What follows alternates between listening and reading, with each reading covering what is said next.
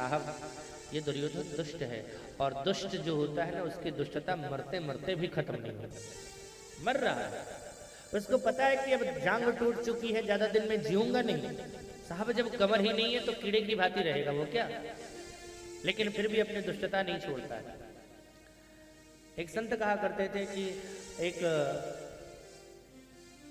संस्मरण किसी ने उन्हें सुनाया, एक बार ट्रेन का एक्सीडेंट हुआ, ट्रेन दुर्घटनाग्रस्त हुई तो काफ़ी लोग उसमें मरे। तो बोले मैं गया था इंस्पेक्शन करने के लिए, मैंने देखा एक जगह जा करके कि एक व्यक्ति मरा हुआ था और दूसरा व्यक्ति मरना संग था। फिर अचानक उसको होश आई, उसने अगल बगल देखा तो देखा एक व्यक्ति मरा हुआ है।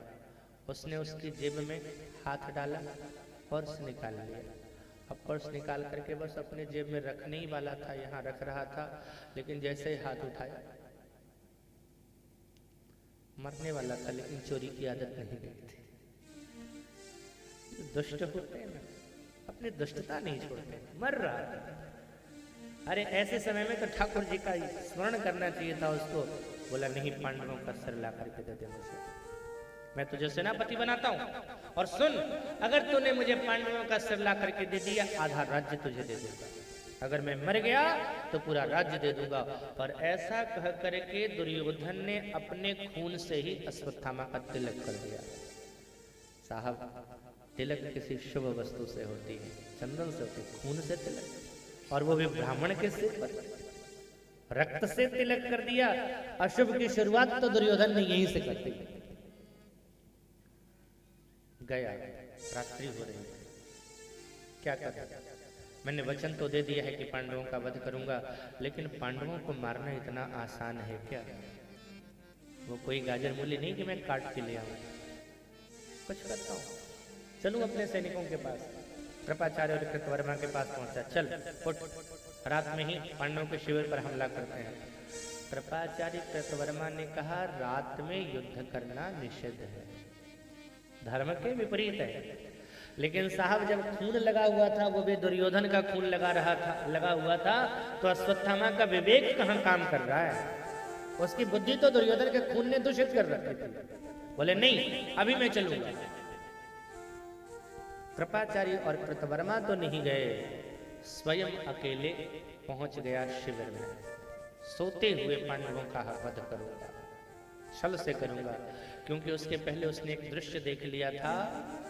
कौवे जब सो रहे थे तो उल्लुओं ने कौवे के घोंसले पर आक्रमण कर दिया और बहुत सारे कौवे मारे गए। इस दृश्य को अश्वत्थामा ने देखा, बस उसी को अपना गुरु बना लिया, ऐसे ही मैं भी करूंगा। लेकिन कृपाचार्य कृतवर्मा ने मना कर दिया। अब ये सोच रहा है क्या करूं, अकेले जाऊं, अकेले चल पड़ा, छल से कि सोते समय मार डालूंगा पांडवों का। लेकिन जाको राखे साइया मार सके ना कोई, कि जिसका रक्षक है भगवान उसे कोई मार नहीं सकता, जिसका रक्षक है भगवान उसे कोई मार नहीं सकता।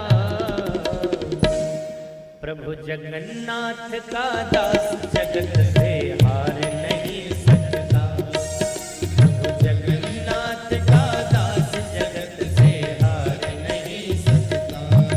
जिसका रक्षक है भगवान उसे कोई मार नहीं सकता, जिसका रक्षक है भगवान उसे कोई मार नहीं सकता। प्रभु जगन्नाथ का दास जगत से हार नहीं सकता, प्रभु जगन्नाथ का दास जगत से हार नहीं सकता, प्रभु जगन्नाथ का दास जगत से हार नहीं सकता, प्रभु जगन्नाथ का दास जगत से हार नहीं सकता। भगवान ने पांडवों से कहा आज युद्ध पूरा हुआ।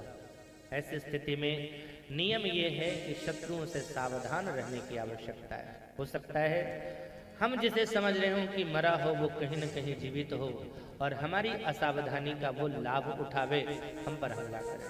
और कहा जाता है जिस दिन उपलब्धि मिले उस दिन प्रभु से जुड़ना चाहिए। चलो देवी का दर्शन कर देते हैं। निकुंभला देवी का दर्शन कराने के लिए लेके गए, लेकिन पांडव के जो बच्चे थे 5, उन्होंने कहा हम कहीं नहीं जाएंगे, हम यहीं रहेंगे। भगवान जाने लगे तो शिविर पर शिविर की रक्षा का भार भगवान शंकर को नियुक्त कर दिया, आप इस शिविर की रक्षा करना। अब अश्वत्थामा जब आता है यहाँ पर तो सामने देखता है भगवान शिव खड़े। अच्छा, शिव महापुराण के अनुसार अश्वत्थामा भी भगवान शिव का ही अवतार है। वो शिव को जानता है, शिव की शक्ति जानता है, रक्षा के लिए शिव खड़े हैं। इनको परास्त करके जाना मुश्किल है, संभव नहीं है। अगर लौट करके जाऊंगा दुर्योधन पूछेगा सिर लाया, नहीं बोलूंगा तो कहेगा बड़ी डींगे हाँक रहा था। अब क्या होगा, लौट करके जाना नहीं है। उधर के लौट करके जाऊंगा तो भी अपमानित है होना। यही करता हूँ अपने जीवन को समाप्त। अपने सिर को बाएं हाथ से पकड़ा, अपनी तलवार निकाली, अश्वत्थामा ने अपनी गर्दन को काटना शुरू किया। मैं इनके चरणों में अपने सिर को अर्पित कर दूंगा, जी करके क्या फायदा, अपमानित होकर के।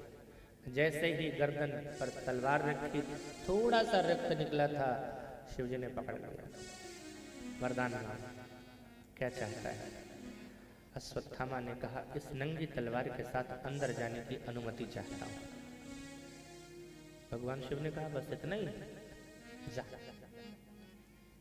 छोड़ दिया। शिवजी ने बेईमानी किया नहीं।